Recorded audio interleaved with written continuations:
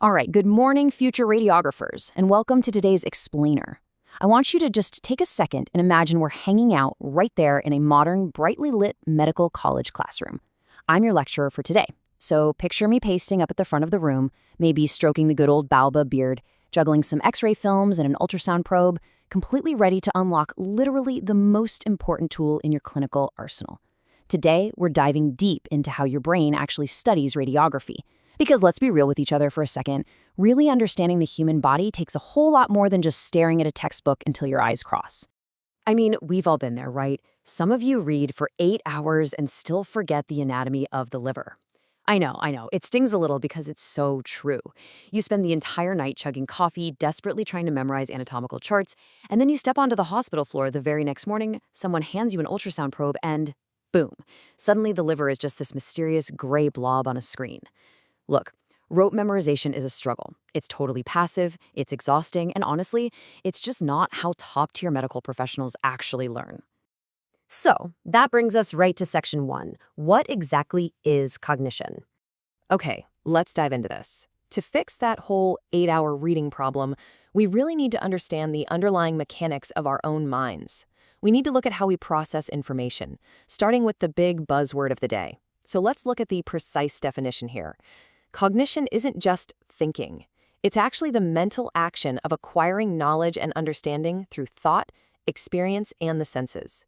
If I were walking down the aisles of our virtual classroom right now, I'd literally tap on your desk and emphasize those last two words, experience and senses, because that is where cognitive learning really happens. It's how you take the raw visual data of a super complex CT scan, process it through your past experiences, and actually understand what you're looking at. It's an active, dynamic process, not just a passive one. And, this brings us to a harsh but honestly pretty funny reality on the clinical floor. If you position the patient wrongly and blame the machine, even the CT scanner will cry. Cognition is exactly what separates a highly skilled medical professional from someone who's just standing around pushing buttons.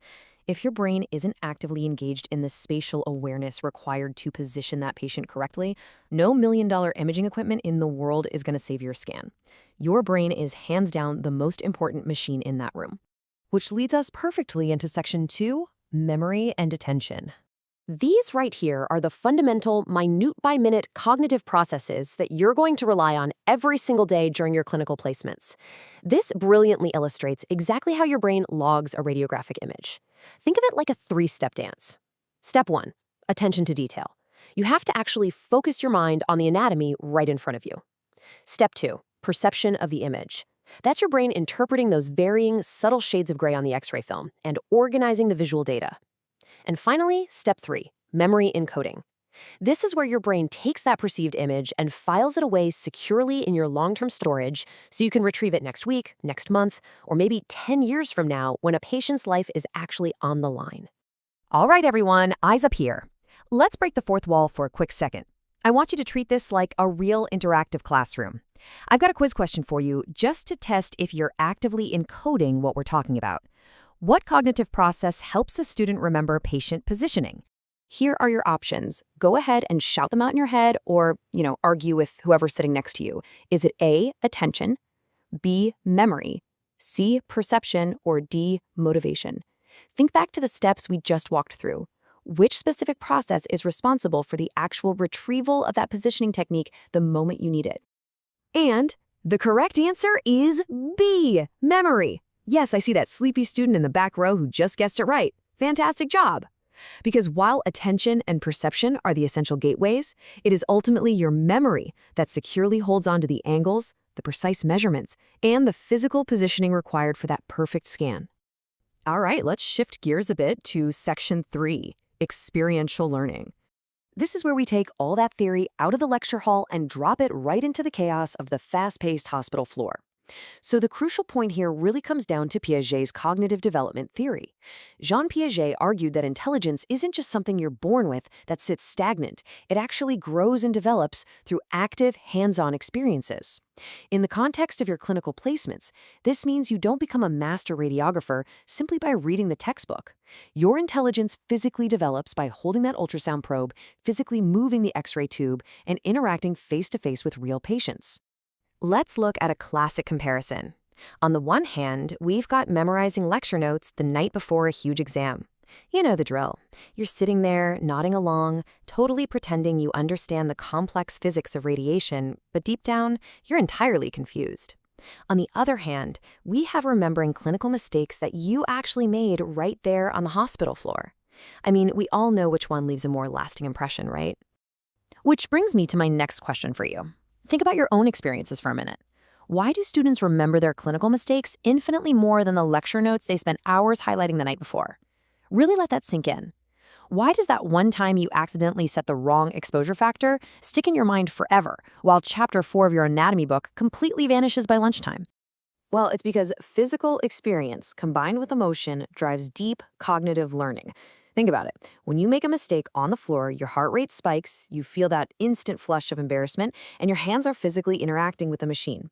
That intense combination of sensory input and strong emotion essentially screams at your brain, hey, pay attention, this is incredibly important for our survival and success. Encode this immediately. Passive reading simply cannot compete with the active emotional reality of experiential learning. Let's do a rapid-fire clinical scenario to test your hospital awareness.